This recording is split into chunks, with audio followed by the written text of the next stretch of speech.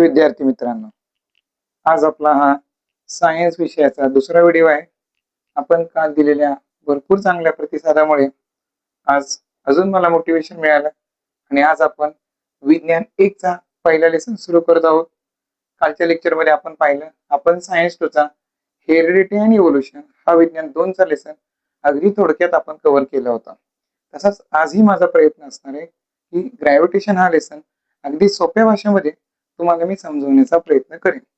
जर तुम्हाला माझे टीचिंग आवडल्यास लाईक करा, चॅनेलला सबस्क्राईब करा. धन्यवाद. आज आपण सुरू करूया विज्ञान 1 चा पहिला लेसन, ज्याचं नाव आहे ग्रॅव्हिटेशन, ज्याला मराठीमध्ये आपण गुरुत्वाकर्षण म्हणतो. ज्यावेळी आपण ग्रॅव्हिटेशन या विषयाकडे वळतो त्यावेळी सायंटिस्ट सर न्यूटन यांचा रोल इथं खूप महत्वाचा आहे. स्टँडर्ड 9 मध्ये असताना आपण न्यूटन्स लॉ ऑफ मोशन सगळेच विद्यार्थी शिकलो होतो. In that there will be a 3 formulae. V is equal to U plus AT, S is equal to UT plus half AT square and V square is equal to U square plus 2AS. हे ते 3 फॉर्म्युले होते. असे हे great scientist Newton आहेत. तुम्हाला सगळ्यांना already book मधली theory माहितच आहे. न्यूटन एका ऍपलच्या ट्री खाली बसले होते. ऍपल फॉलिंग डाऊनली. They are thinking so much that why they are falling downward. सफरचंद खालीच का पडलं. त्याच्यावरून त्यांच्या असं लक्षात आलं की yes, there is a something force on that earth. That force is called as gravitational force. असे ग्रेट सायंटिस्ट आहेत न्यूटन, ज्यांनी आतापर्यंत लॉ ऑफ मोशन शोधून काढला. हीट, लाईट, साऊंड, मॅथमॅटिक्सची कॅल्क्युलस ही ब्रँच सर न्यूटन यांनी शोधलेली आहे. आणि हो, त्यांच्या बुकचं नाव प्रिन्सिपिया असं होतं. आता न्यूटनच्या या इंट्रोडक्शन थेरी बद्दल डिस्कशन केल्यानंतर एक कन्सेप्ट येतो आपल्या बुकमध्ये, तो म्हणजे फोर्सचा येतो. फोर्स 2 प्रकारे इथे, एक सेंट्रिपिटल फोर्स आणि एक सेंट्रिफ्युगल फोर्स.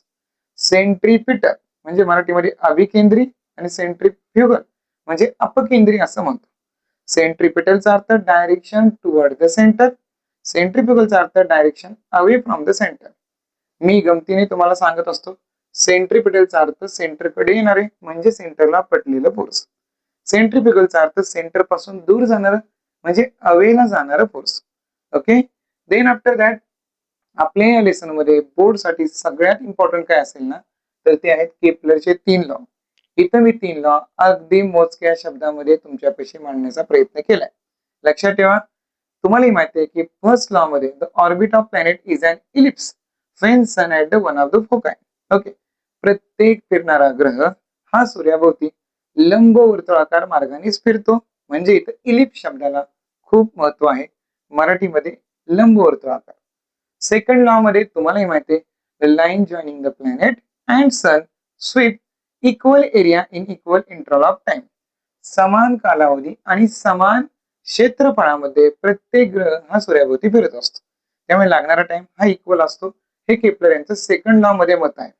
आणि थर्ड लॉ मध्ये तुम्हाला माहिती आहे, एक फॉर्म्युला इम्पॉर्टंट आहे की लागणाऱ्या टायमिंगचा स्क्वेअर हा त्याच्या असणाऱ्या डिस्टन्सच्या क्यूबशी प्रोपोर्शन असतो. It means that the square of period of revolution is directly proportional to its cube of its mean distance.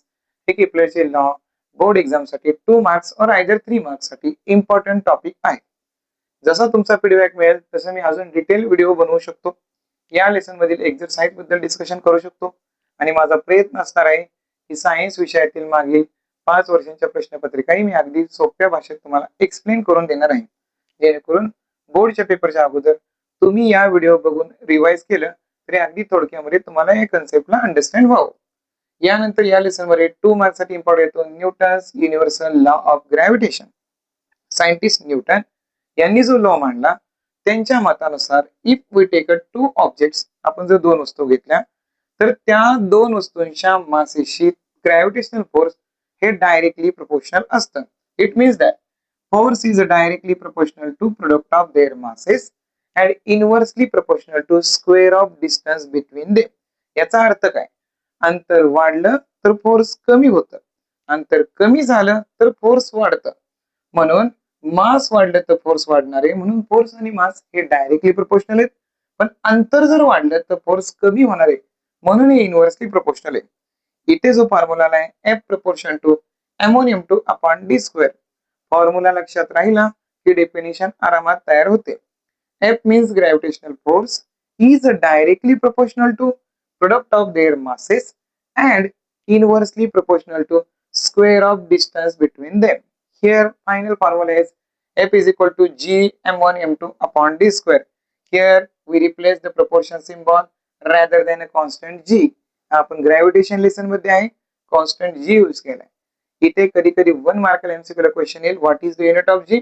So unit of G is newton meter square per kg square. हाही 2 mark साठी important law आहे. Then after that आपल्या lesson मध्ये another G येतो तो म्हणजे small G. आता जो G बघितला तो ग्रॅव्हिटेशनल कॉन्स्टंट वाला G. हा जो G आहे तो small G. Acceleration due to gravity. एखाद्या गोष्टीवरती त्वरण पृथ्वीच्या गुरुत्वाकर्षणामुळे किती प्रमाणात होतं तो कॉन्सेप्ट आहे. इथे स्टँडर्ड 9th मध्ये असताना तुम्हाला माहिती आहे फोर्सचा फॉर्म्युला आपण मास इंटू ऍक्सेलरेशन शिकलो होतो. सध्या आपण ग्रॅव्हिटेशन मध्ये आहे म्हणून फॉर्म्युला ma च्या ऐवजी mg घेतलाय. आणि आताच आपण युनिव्हर्सल लॉ मध्ये F चा formula G m1 m2 upon d square teach केला होता. सेम तोच फॉर्म्युला इथे घेतलाय. G m1 m2 च्या ऐवजी mm घेतलेला आपण. Capital M mass of earth, small m object mass and distance च्या ऐवजी कॅपिटल R स्क्वेअर आपण घेतलेला आहे. मग आपला 9th मधला फॉर्म्युला mg, आत्ताच आलेला formula Gmm upon R square. हे जर आपण इक्वल फोर्स दाखवलं तर इकडच्या स्मॉल m ला इकडचा स्मॉल m कॅन्सल होतो and then after small g is equal to gm upon R square final value तयार होते. आणि जर आपण कॅपिटल G ची व्हॅल्यू टाकली 6.673 इंटू 10⁻11, m ची किंमत टाकली 6 into 10⁻24 meter kilometer and if we take the distance r 6400 kilometer. या सगळ्या व्हॅल्यू जर आपण पुट आउट केल्या, ऍक्च्युअली 10 ला त्या पुट करायच्या नाहीयेत पण फायनली जर पुट आउट केल्या तर फायनल व्हॅल्यू येते 9.77 मीटर पर सेकंड स्क्वेअर. कधी कधी 2 मार्क्सला हा फॉर्म्युला कसा आला हे सुद्धा प्रूव्ह करायला तुम्हाला विचारलं जाऊ शकतं. सेम मॅनर मध्ये इथं पुढचा कन्सेप्ट आलाय variation in value of G. G च्या किमतीमध्ये होणारे बदल याच्याबद्दल आपण डिस्कस करतोय. G च्या किमतीमध्ये 3 कंडिशन नुसार बदल होतात. एक सरफेस, एक हाईट आणि एक डेप्थ. तुम्हाला माहिती आहे की आपली ही जी अर्थ आहे एक्झॅक्टली स्पेरिकल नाहीये. काही ठिकाणी बल्ज आहे, काही ठिकाणी फ्लॅट आहे. नॉर्थ आणि साऊथ पोलला गेला तर ती फ्लॅट आहे, इक्वेटरला गेला तर ती थोडीशी बल्जी आहे. मग काय असतं, जिथं डिस्टन्स लेस तिथं व्हॅल्यू ऑफ G हायर असते. सो सरफेसला पण value of G he change होते. काही ठिकाणी 9.83 येते तर काही ठिकाणी 9.77 येते. आपण अवरेज 9.80 म्हणजेच 9.8 ही व्हॅल्यू घेतो. आणि हाईट आपण जसं इथून वरती जाऊ तशी G ची व्हॅल्यू ही कमी कमी होते, हे लक्षात ठेवा. अर्थ सरफेस पासून तुम्ही जेवढ्या हाईट वर जाणार तेवढी value of G he decrease होणार आहे. सिमिलर मॅनर मध्ये डेप्थ साठी पण तोच कन्सेप्ट आहे. आपण जेवढ्या डेप्थला जाऊ तेवढी R ची व्हॅल्यू ही कमी होते. इट मीन्स रेडियस कमी होते. So that value of depth also get decreases. It means that at the surface value of G is a maximum. If you go upward at height, value of G decreases. If you go inside the depth, value of G also decreases. So here is a phenomena. It contains a 3 point surface, height and the depth. Similar manner, here is a important difference is mass and weight. मास म्हणजे वस्तुमान म्हणतो, weight म्हणजे वजन म्हणतो. कोणताही मास आपण kilogram मध्ये मोजत असतो तर वेट आपण न्यूटन मध्ये मोजत असतो. मासचा सिम्बॉल m आहे, वेटचा सिम्बॉल w आहे. मास ही स्केलर क्वांटिटी, तिला दिशा नाहीये. वेट ही vector quantity, it's have a direction, दिशा आहे तिला. मास अर्थ वरती अगर मून वरती कुठेही जा मास सेम असणार आहे एव्हरीवेअर, बट वेट मात्र चेंजेबल असणार आहे. हा डिफरन्स ही 2 मार्क्स साठी इम्पॉर्टंट आहे मुलांना. सेम मॅनर मध्ये इथे लॉंग फॉर्म लक्षात ठेवा, LIGO laser interferometric gravitational wave observatory. Scientist Einstein यांनी ग्रॅव्हिटेशनल फोर्स बद्दल मेजरमेंट करण्यासाठी एक डिव्हाइस शोधलं होतं, त्याला आपण लिगो असं आपण म्हणतो. एक शॉर्ट फॉर्म आहे. सेम मॅनर मध्ये आपल्या या लेसन मध्ये एक कन्सेप्ट येतो फ्री फॉल, मुक्तपणे पडणारी वस्तू. Object falling freely under its influence it is called as free fall. इथे न्यूटनचे 3 लॉ वापरले. V is equal to U plus AT, S is equal to UT plus half AT square and V square is equal to U square plus 2AS. इथं A ची value G put करायची आहे आणि U initial velocity 0 put करायची. Then after that final formula it will be V is equal to GT, S is equal to half GT square and v square is equal to 2gs. It will be a short note concept of free fall in our board exam. Then after that, here is only one formula is gravitational potential energy minus gmm upon r plus h. Here g means gravitational constant, m is mass of earth, small m is mass of object, r is the radius of earth and height is depend on that object or that satellite. हा formula आपल्याला लागणार आहे escape velocity find out करण्यासाठी. आणि हो, या lesson मध्ये last point येतो एस्केप वेलोसिटी. कोणताही सॅटेलाइट कोणताही ऑब्जेक्ट अर्थच्या ग्रॅव्हिटेशनच्या बाहेर जर गेला आणि परत जर रिटर्न बॅक नाही आला तर त्याला आपण एस्केप वेलोसिटी म्हणतो. It means object can escape earth forever and will not fall back. That is called as escape velocity. Here we know that here kinetic energy formula is half M square. आत्ताच आपण पोटेन्शियलचा formula शिकलो gravitational पोटेन्शियलचा minus G M upon R. आणि हो, तुम्हाला माहिती की total energy is equal to kinetic energy plus potential energy हा फॉर्म्युला असतो. मग या दोन फॉर्म्युल्याची जर आपण ऍडिशन केली तर ही टर्म मायनस आहे, पलीकडे गेल्यानंतर प्लस होईल. इथल्या एम ला इकडचा एम हा कॅन्सल झालाय बघा. हा 2 इथे डिवाइडला आहे, इकडे गेल्यानंतर तो मल्टिप्लायला गेला. सो इट मीन्स व्ही स्क्वेअरची व्हॅल्यू 2gm अपॉन आर आली. आणि जर आपण स्क्वेअर रूट घेतला बोथ साइडला तर व्हॅल्यू व्ही ची under root 2gm upon R आली.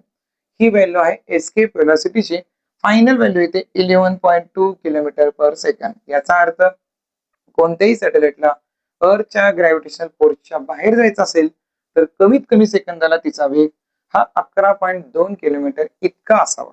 लक्षात घ्या, हा जो आपला ग्रॅव्हिटेशन लेसन आहे यातील जे बोर्डसाठी इम्पॉर्टंट टॉपिक आहे ते मी अगदी थोडक्यात रिवाइज करून तुम्हाला सांगितले. जर तुम्हाला डिटेल व्हिडिओ पाहिजे असेल, लेसन प्रॉपरली डिटेल मध्ये एक्सप्लेन करून पाहिजे असेल तर तशी मला कमेंट्स करा.